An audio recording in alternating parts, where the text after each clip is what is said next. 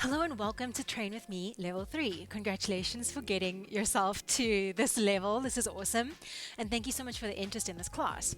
Today I'm going to run you through about a 20-minute explanation and breakdown of how I approached kicking up into a handstand against the wall. The first time I did this was probably about 3 years ago. I never did it as a kid. I literally the first time I even attempted this kind of thing was already in my 30s, so it's totally possible, but it is not essential. So this video is really only if you're interested in going for the handstand options. If that's not you, keep on going with the planks, and you'll be totally fine. So for today, for the basics of kicking up into handstand against the wall, you're obviously going to need a wall, a really sturdy wall. One thing that I will say is if you're kicking up against a white wall barefoot and you've got colored nail varnish on, maybe just either take the nail varnish off or put on some non-slippy socks. Just so that the nail varnish doesn't transfer onto the wall, because that can actually happen. It happened to me in quite a few times. So just be aware of the fact that nail varnish can rub off onto your walls. You obviously need to have a really safe space, so nothing that's going to get in your way. You want to have enough space to be able to kick up comfortably and come down. So just make sure that you've got all those things and you're feeling confident about the space, because a lot of the time when we kick up into handstand, it's really fear and just being afraid of what could go wrong that makes us a little bit apprehensive, and that's kind of when we can, I guess, overthink it a little bit. So get yourself set up, come back to the mat, and we're going to start with a wrist warm-up and then get into how to approach kicking up against the wall. I'll see you in a second. Bye! Okay, so welcome back to class. The first thing that you need to be aware of when you're thinking about approaching a handstand is the fact that you're obviously going to be on your hands. So before you kick up against the wall into a handstand, and even really before we plank, we should make sure that our wrists are super warmed up. Okay, so first things first, we're going to come into a kneeling position with the hands underneath our shoulders and the knees underneath our hips. You're going to spread your fingers super wide. Okay, so make sure that they're nice and spread. And we're going to gently rock our shoulders slightly forward over the wrist joint. Okay, as you do this, I want you to push your fingertips into the floor. So I've heard people describe this action as clawing the ground. So imagine you could literally take a chunk of earth out of the ground. So the little rocks back and forth, going for 5.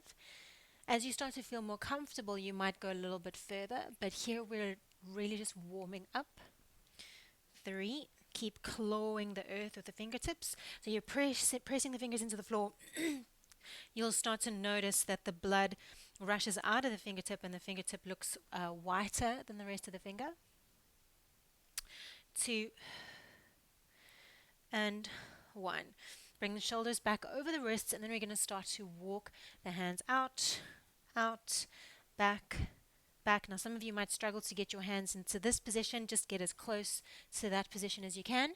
And essentially we're walking our fingers, walking our hands around clockwise and anti-clockwise, rotating the shoulder in and out. Okay. Transferring weight from shoulder to shoulder, keeping the elbows relatively extended. Okay. Go for about 10 more seconds.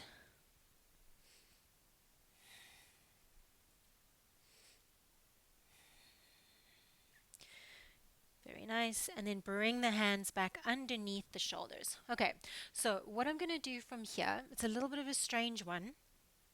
You're going to peel the heel of the left hand off of the ground, keeping the fingers on the floor. Peel the heel of the right hand off of the ground, keeping the fingers on the ground. Okay, the thumb might lift a little bit, the mound of the thumb might lift, but otherwise the fingers stay on the ground. Now, slower than you want to, as if you're kind of slowly pressing your hands through thick mud, you're going to lower your palm back onto the mat. Okay, you should get a bit of a burny, stretchy sensation in the forearms. Okay, then lift one, lift the other, slowly lower down. If this is feeling okay, you could lift them both at the same time. And we slowly lower down. Okay? And lift, slowly lower. So you should start to feel quite an uncomfortable sensation in your forearms. They'll start to burn. And these are the muscles, my friends, that are responsible for the balance in a handstand. So when we think about hand balancing, the key word being balancing, the balance comes from our forearm flexors. And that's really why we want to activate the fingers, we want to activate the hands, we want to activate the forearms. So when we come onto our hands are not dead, okay? Our hands are not these like lumps of coal. They're very much active in the whole process, okay? Obviously, when you're kicking up against the wall, that's going to be less so, but the more you can start to activate your hands and become aware of your hands and build up your forearm flexor strength, the more likely you're going to be able to balance that handstand, okay? It's something that I'm still working on. It's not my main priority in life. And slowly down. So when we warm up the hands, we're not going to vigorously shake out the wrists. It's a gentle shake, gentle little shakelets, okay? All right, well done. Okay, so from here, I'm going to bring the backs of my fists together. Some of you guys would have done this stretch with me before. I'm going to bring the back of my hands together, or I guess my knuckles together, and I'm going to put the whole of my forearm on the ground. Okay, I hope you can see this. I might angle myself this way just to make sure that you can actually see what I'm doing. So I'm coming here, and then I'm going to try not to lose my fist, okay? My thumbs are outside my fists. I'm going to try not to lose my fist, and I'm going to lift, lift, lift, lift, lift, lift, lift my elbows off the ground until I feel a big stretch, the back of my forearms, and then I'm going to come down. Okay, let's go for about 5. Now, I don't expect you to straighten the elbows at the expense of losing the fist in your hand, so keep the fist at all costs. Okay? 2 and 1. And then we're just going to come into a brief plank. Okay, pressing back through those heels, and we're just going to, I guess, do a little calf raise in the plank here. Again, getting the shoulders to go slightly in front of the wrist joint for 10. As we do this again, claw the fingertips down into the floor. Press the index finger mound into the earth. 5, 4, keep pushing the floor away. 3, 2, and 1. And then lower the knees right down. Great job. Okay, I'm going to quickly change the camera angle for the last little drill that we're going to do, and then we'll get into some kick-ups. Okay, so one thing that you'll hear all the time in Pilates and loads of other classes is shoulders back and down, shoulders back and down. Now, this is one of the cues that you want to throw away completely out of the window when you're coming into a handstand. We need our shoulders and our shoulder blades to be elevated, okay? So this is the one time where you want to think about really elevating. All right, so when we're in a handstand position, we're reaching our arms up, and you can copy me with this. So we're taking our arms up, elevating them, or this is actually shoulder flexion, but they're elevated like this.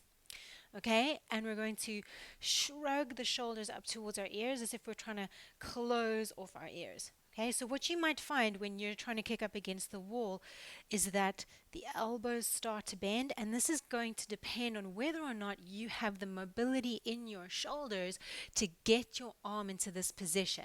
Okay, so some people struggle to get their shoulders into this position, and then they compensate by bending the elbows or really hyperextending through the lower back. So if that's you, I would advise holding back on the handstands for now and working on your shoulder mobility. I've got loads of shoulder mobility videos, 60-minute and 45-minute videos. I would not recommend trying to do handstand if you struggle to get your arms overhead comfortably without compensating. Okay, so if you can get your arms into this position, I'll show you from the side. So I can get my arms into this position. I can shrug them up, and I'm not arching into my lower back. Okay, when that happens in a handstand, people call it banana back. So we want to close the ribs. You guys, most of you should know that, especially level 3, closing the ribs, rounding slightly into the lower back, because the lower back has a massive tendency to arch when you come into a handstand, and push the floor away. So obviously, if I have to think about being in a handstand right now, my hands are against the floor, I want to push the floor away. Okay, so get into this position with me. Hold your arms up like that and pull your fingers back the uh, towards your forearms.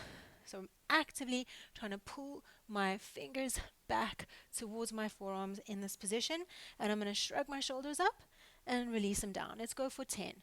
Shrug, down. 9. You'll find these drills strangely tiring, excuse me.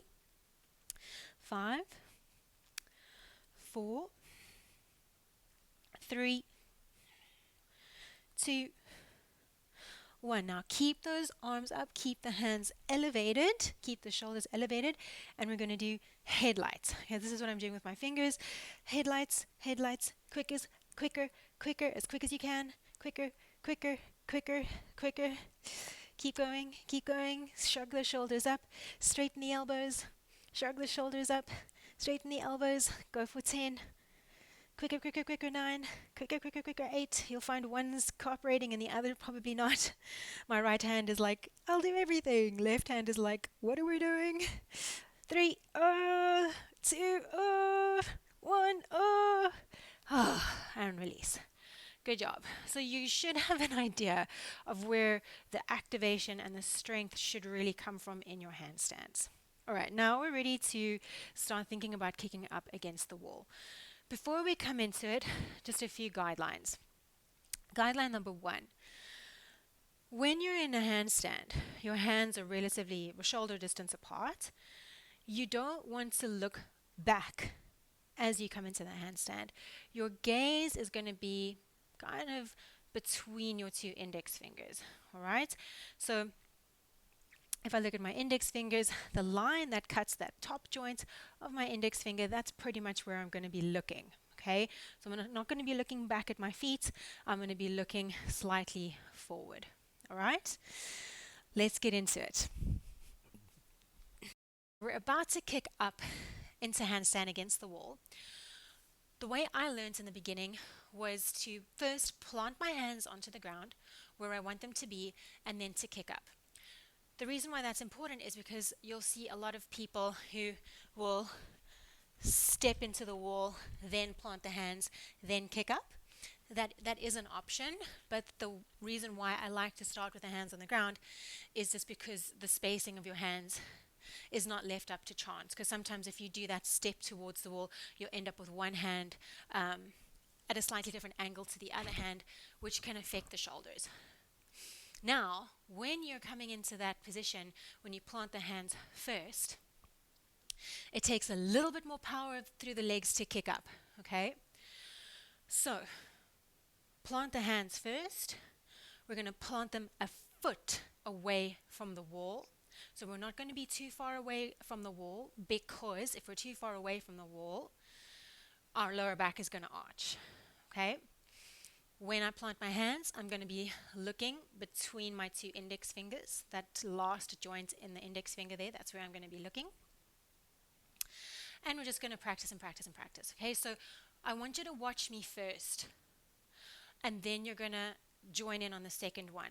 Okay, so first one, I'm going to plant my hands about shoulder width distance apart, and I'm pushing the floor away already. What you want to watch out for, and what I struggled with a lot in the beginning, was bringing my shoulders on top of my wrists like I would be in a plank. So try and start there with the shoulders on top of the wrist. My right foot is in front. That's my dominant leg. My right foot's in front, and I'm going to use that to push myself up.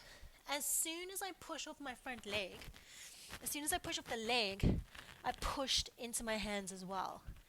So I'm not just kind of using all the power in my legs and then hoping for the best. I was pushing into my arms as soon as my legs kind of gave me that momentum. And then I'm going to come down. Okay? So One more time.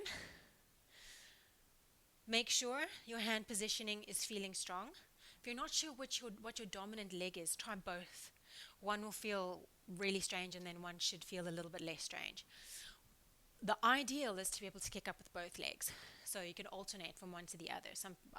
I'm doing that at the moment, but it took me a while. All right, so let's do one together. Okay, so planting the hands just a little bit wider maybe than shoulder width distance should feel good to you. Spreading the fingers nice and wide, pushing down into the floor already. So my elbows are relatively straight and I'm pushing the ground away, thinking almost like a little bit of a cat stretch kind of thing through my upper back. I'm looking between my two index fingers. My dominant leg is in front, my right leg. I'm going to bend into my dominant knee and I'm going to push the ground away, come up into my handstand. Both of my heels are against the wall.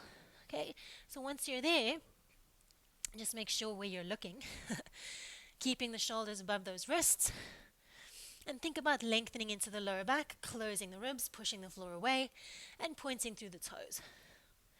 All right, and then you can obviously practice balancing here, and then slowly come out whenever you're ready. Now, in the classes, I'm going to be offering you a full minute in these positions, which is a really long time. It's taken me a very long time to build up to that. So just play around with it in the beginning. You'll get a great workout from just practicing kicking up. Always listen to your shoulders. Don't push yourself too far with the shoulders. And because they can tend to be a little bit like, what's going on initially. So take care with the shoulders. Always listen to them and let me know how you get on. Okay, I really hope this helped. Let me know if you find it tricky in any way.